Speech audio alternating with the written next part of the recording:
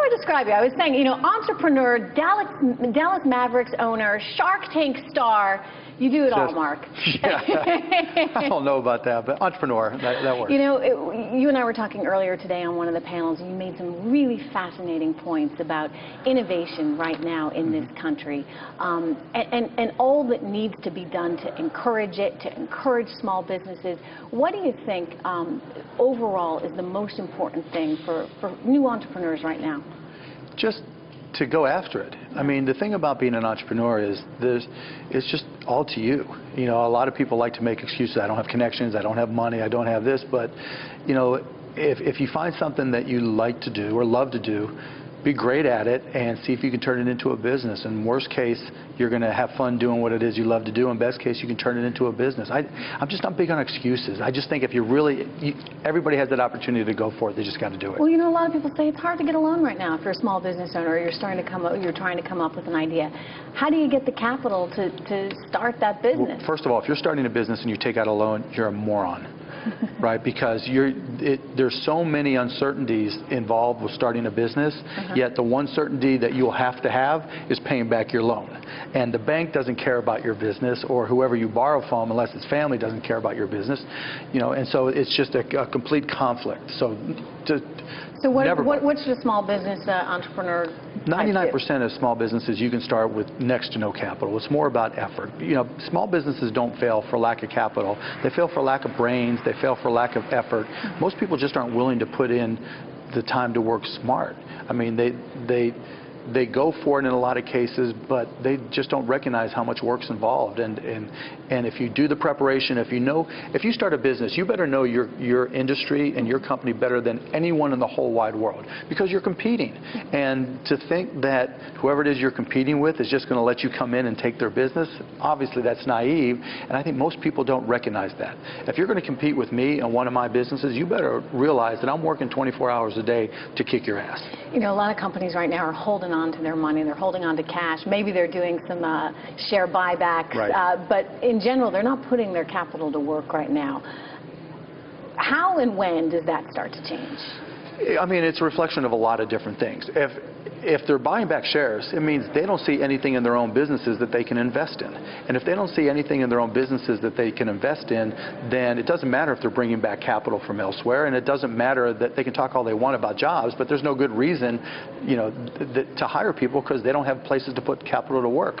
And I think that's also a reflection of the focus on Wall Street. You know, most of the times when we talk about putting capital to use, we talk about public companies.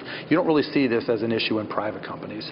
But with public companies, they get such a concern with shareholder value and shareholder returns that they lose sight of trying to move the ball and to innovate and to invest in R&D. And I think that's hurt our economy, and I think that hurts the company in the long term. So what does it mean for growth? Do you think we're going to be in this 2.5%, 2% environment for a while? Yeah, but I don't look at that and say, see, there's something wrong, we're not doing something right. I look at that and say that's the new normal. That, you know, when companies have their backs against the wall, particularly small to medium, where there's a big part of the growth for jobs, we find new ways to innovate. We're innovators in this country. We don't just sit back and say the only way we can solve problems is by hiring people. We go out there and you hire smarter kids, you hire smarter people to write software, to put things in the cloud, to find new solutions. And so we're turning into an economy that is bifurcated. There's those people who write and control and define the software, and then there's those people who work for the software. Well, you're someone who's gone out and started a lot of businesses, including your own network. CBS has just purchased a minority stake in your network. What do you think? What is their intention to do with that? Do you think there's a chance they might buy out the whole thing? Who knows? But I think they're recognizing that, you know, the reason we took a network, HDNet, which was the first all high-definition TV network, grew it, and then 2 years ago I recognized that being HD obviously is not enough.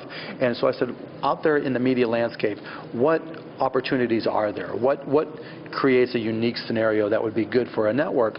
And if you look at what's happening with social media, in particular real-time social media, it's very obvious, and you guys know as well as anybody, real-time social media drives real-time viewing on TV, and live events on TV drive social media. It's a very symbiotic relationship. And so with Access TV, we we had been doing live events as HDNet, and we just amplified that. So from concerts all over the globe to live interview shows to live, fights, whatever type of event that we can do live, we want to do. Live is what people will tune in for? Live is what differentiates television from the internet.